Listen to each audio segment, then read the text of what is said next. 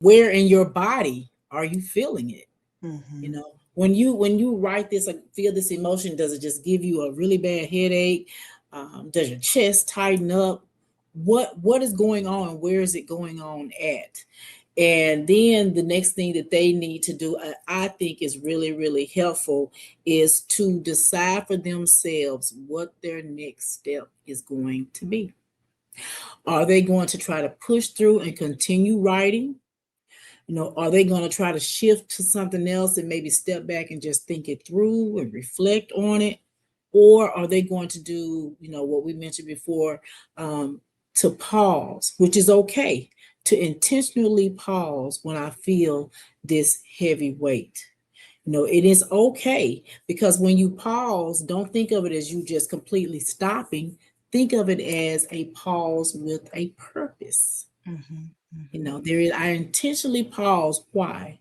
Because I am feeling extremely anxious in my chest when I write this.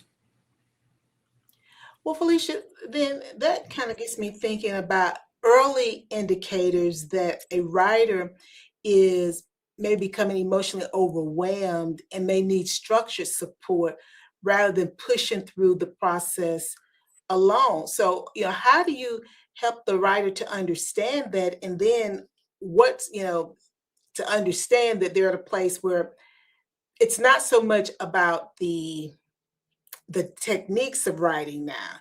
It's about the emotional support as they're implementing the techniques and then experiencing that physical or emotional reaction to what they're writing. So how do those are some early indicators, but how do we help them to navigate this overwhelmness that they're experiencing?